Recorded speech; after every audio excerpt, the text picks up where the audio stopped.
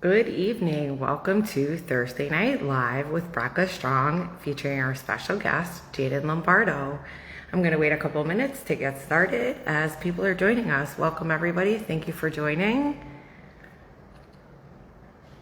I'm Tracy, the founder of BRCASTRONG, and look forward to sharing some exciting news with you tonight as we have grown over the last 5 years, and look forward to educating women in our community who really need advice and need to eliminate the feeling of isolation. So thank you again for everybody who's joining.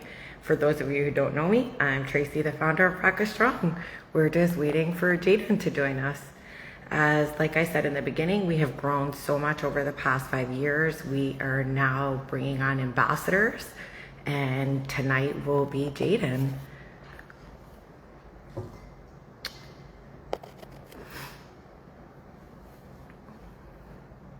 So just give us a couple minutes as Jadyn's joining us, and then we will get started.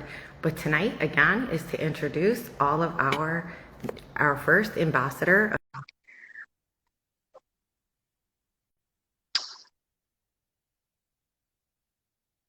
Good evening, everybody. Good evening, Jadyn. How are you? I'm good. How are you? I'm good. You look so beautiful. Thank you. Well, perfect. Thank you so much for coming on tonight. I'm going to take a quick minute just to introduce myself. For those of you who don't know me, I'm Tracy Milgram Posner, the founder of BRCASTRONG, where we educate, inspire, empower, and advocate survivors, and thrivers to eliminate the feeling of isolation and help you feel whole again. And we do that by funding post-mastectomy garments, lymphedema sleeves, and pillows, and other preparation garments for surgery as you're going in for a mastectomy, newly diagnosed, or starting treatment. And I was lucky enough to cross paths a couple months ago with Jadyn, who is Miss Teen International. And I have her on tonight to welcome her to BRCASTRONG as a 2021 ambassador. So thank you, Jadyn, for coming on and collaborating with us. We're so excited as you're going to help us spread the word and bring more awareness to younger women in our community. Yes, thank you for having me. I'm so excited. So what we're going to do is if you want to take a couple minutes maybe and just tell them a little bit about yourself, and then I'll go ahead and ask you some questions. Okay, so my name is Jane Luberto, and I am the 2020 Miss Teen International. I am 18 years old, and I'm from Franklin County, Florida. I am currently a senior at Franklin County High School. I'm a part of many clubs and organizations. It's something I find to be the most impactful in the school community. I'm the senior class president. I'm a part of the National Honor Society, Beta Club, and the Student Government Association. So I'm very involved with school. I am also a varsity cheerleader, and I am, of course, trying to spread a platform. So I'm very busy a lot of my time, but I'm having an amazing year. Awesome. Well, we're so excited again and wish you obviously a fantastic senior year and look forward to what it's going to bring you. So thanks again. And maybe if you want to tell us a little bit about how you personally have been impacted by breast cancer and what brought you to want to partner with BRCASTRONG and help us make a difference. Yes. So, when I was 4 years old, my grandmother was diagnosed with stage four breast cancer. As you know, stage four, that is really bad. It is as bad as you can get. And had she been checked sooner, we feel as though she would have been able to be cured sooner. So I've always had breast cancer being a big part of my family. I was introduced to it at a very young age, obviously. Of course, being 4 years old myself, it wasn't as impactful to me in the moment, whereas to someone my age now, having a grandmother pass away, it would impact them in a much greater way. So through my platform I created, which is Paula's Purpose, in memory of her, it is my goal to really just gravitate to the younger generation, girls my age, boys my age, to talk to their mom, their grandma, their aunts, their sisters, just to try to let them be checked sooner because early detection is key, I feel as though, in stopping this disease. Um, my aunt is really the one who got me involved with breast cancer. We have many local events that happen, and I was started very young, just going and helping out with, selling raffle tickets or folding shirts. But through that experience, you really got to meet so many people with so many great stories. So I have got to learn about people that never even knew of, just at these small events. And really, every person I've talked to has had such a great impact on my life. Of course, my grandmother's the reason I'm doing this, but seeing how many other people it has impacted, it has also led me to know that this is a big deal and that there's something that can be done. And if we start sooner, we can make a bigger change. Definitely, I agree. And you said one key thing you said was family, right? Having our families talk about it. And in different cultures and in different religions, people don't talk about it until it's too late. And then, spreading awareness and speaking, like you said, different generations, your grandmother, your aunts, have experienced it. And that's kind of part of BRCA, right? Is the hereditary genetic mutations. Is it in your family history? Maybe it's not in your family history, but getting screened early because you were impacted by it, just making that change and getting a mammogram and making sure that women are funded for mammograms. I know that, COVID-19 has set so many women back on not getting screenings and they're getting caught at later stages.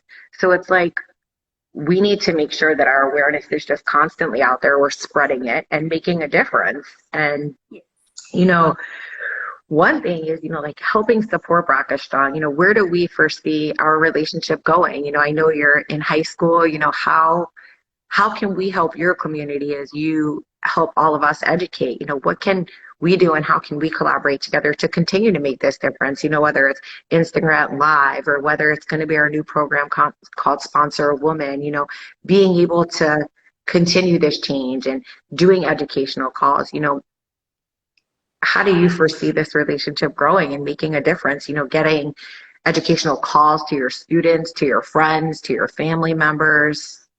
Yes. So one of my biggest things is talking. I feel like just communication in itself can be such an impactful thing. And so many people try to keep things to themselves, and that's part of our generation. It's better just to keep it to yourself than to really let others know how you're feeling. And that's something that really should be changed. And that's one of my biggest goals throughout this year is just to let people talk because you will learn so much about a person in an instant. I know that just my pageant experience, you go into a room with judges, you don't know anything about them, but it feels like you've known them your whole life when you walk out. Communication is everything. And I feel like as a young teen myself and just kids in general, communication, giving people the chance to have a platform or a place to come to really ask questions and show their concerns, what they're going through, that is something that's very important and that we should try to allow to be more aware and more valued to teens today as well as just young adults. Like you said, talking about it, sharing it with your friends, Instagram, social media, it's come so far, right? Like Yes. we Well, can I mean, learn. for my friends themselves, like I know without me, they've been so involved with breast cancer now because of me. It's something they've even said themselves they would have never even thought about, and I feel like if you just have one person in every county, one girl from every state, you can make a whole difference just for having one person talk about it. And so just spreading a message is really, it's so simple and so many people just don't, but you really should. It takes one simple step just to spread a message and to create awareness. And it really needs to be spread 365 days a year. Everybody goes pink in October, but it's really not about just October. It's every day we're faced with this. 1 in 8 women, right, are faced with being diagnosed every day. So if we just touch that one person, like you said, and just make that impact, it can change the world of a lot of people. You talked about a community coming together. We've become a sisterhood. It's a sisterhood that nobody wants to be a part of. But once you become a part of it, it's like family. Like I say to a lot of our girls on our calls, nobody ever wants to get on a call and talk about, going through a mastectomy, losing their nipples, getting infections, having a hysterectomy at a young age. Nobody wants to talk about that. So, having this safe place, BRCA Strong, is just an amazing opportunity to support women. And if you're thinking of getting genetic testing and you need that guidance, we're here to help you and walk through all of that, because it's not just about, let's get our mammograms, right? It's more than mammograms. It's our routine pap smears that women aren't going for, or our HPV to prevent cervical cancer, or, there's no detection for ovarian cancer. What can we do to help these women really learn, and where can they go and what avenues they can take? And that's why we have BRCA Strong, is to continue to educate. How do you want to get involved? Like, what can we do to make sure that this message is heard? Like, how would you like to, as we've partnered and join us, what is one takeaway message that you'd like to share with the community as growing up with it, facing it, going to events, and obviously meeting survivors and survivors and metastatic women, and obviously the metastatic women we support everybody, and just making sure that we can pass this message of, knowledge is power. And that is one of our biggest things, is knowledge is power. And the more information that you have, the better off you are. Yes, it can be scary. Yes, it is a lifelong process when you're diagnosed with a genetic mutation.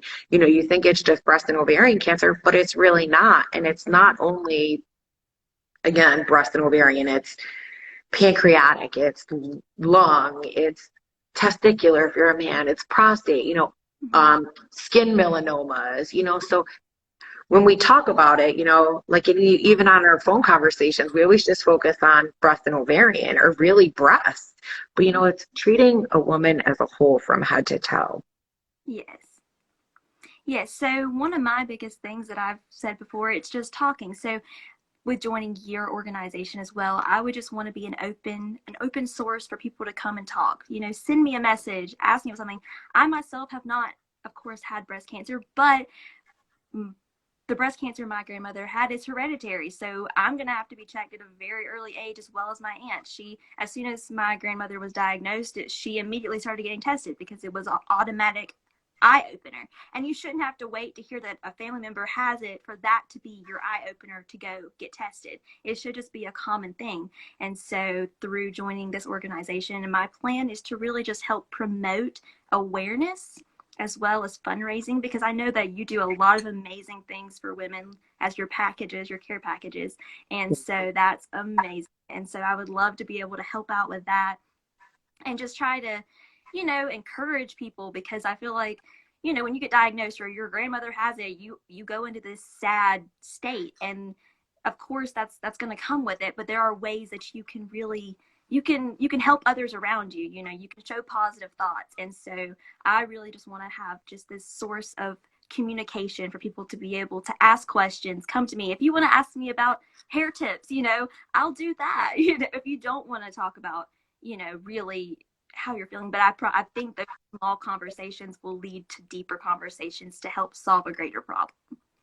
Maybe one thing we could talk about is like coming on and maybe doing like a beauty day, like doing your makeup and like showing the girls how you do it. Cause a lot of us go through isolation, and what do we do and how can we feel better? And just doing like a simple tutorial to come on to, obviously, what it's like to walk across the stage, for somebody going through a fighting battle and going in for chemo, and just those little things or surgeries can really pick women up. So maybe we could plan some encouraging programs down the line. I think that'd be a great idea.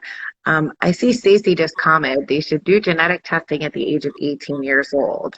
So I want to take a step back and evaluate that comment, because I was actually found out at the age of 21, I carried the BRCA gene.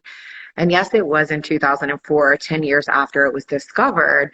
But really finding out that you carry a genetic mutation, I'm not sure is the smartest thing at the age of 18, unless you faced cancer. Me personally, I feel like it changed my life at the age of 21.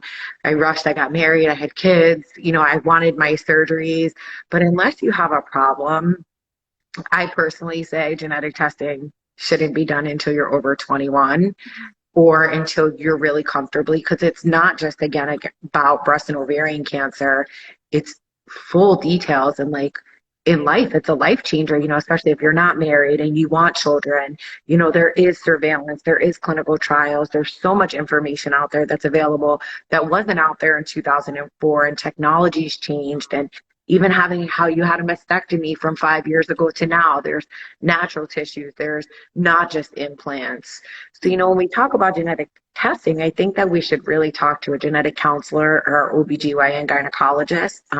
I'm a true fan of actually seeing an actual geneticist now or a genetic counselor to guide you to see if you're a candidate. I have two children of my own.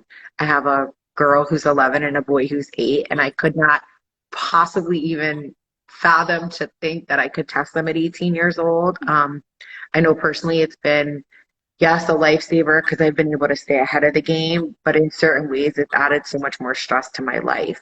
So yes, promoting genetic testing and sharing it with women and educating it to the community, I think is imperative, and making them aware of their options. But I personally think that anybody that's interested in genetic testing should seek a genetic sis or a genetic counselor. And, that's something we can always talk about and have somebody come on and educate, your school and your friends, and just give them a basic, rundown of really what hereditary breast cancer is, the BRCA gene, or there's so many more genes than just BRCA as well. It's just not about BRCA anymore. Mm-hmm.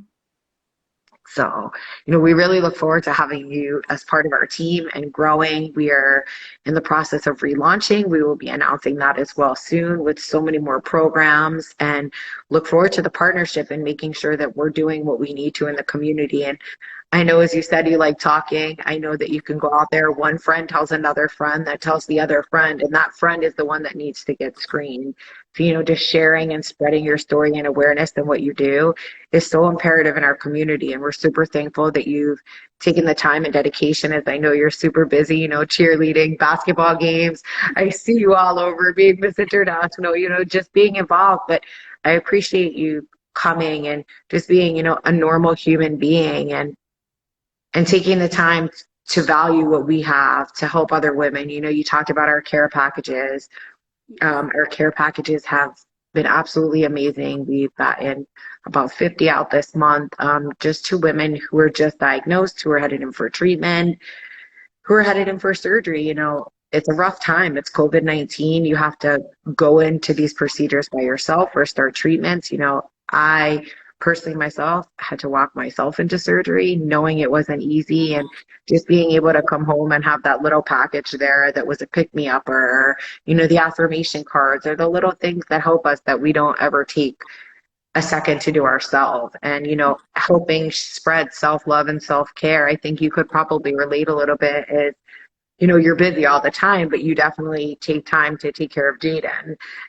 Some of us get lost in the mix of how do we take care of ourselves, and maybe we can talk a little bit about, how do you give yourself self-care as you're running and running and running? Yes. Yes, I would definitely think it's a great idea to be able to talk about, because I feel like so many people do get lost in their daily lives. You lose track on your own health in the terms of trying to live your daily life of what you think is important, when really you need to focus on yourself sometimes to make sure that you are taken care of first, and then go on to your daily life of what you need to do.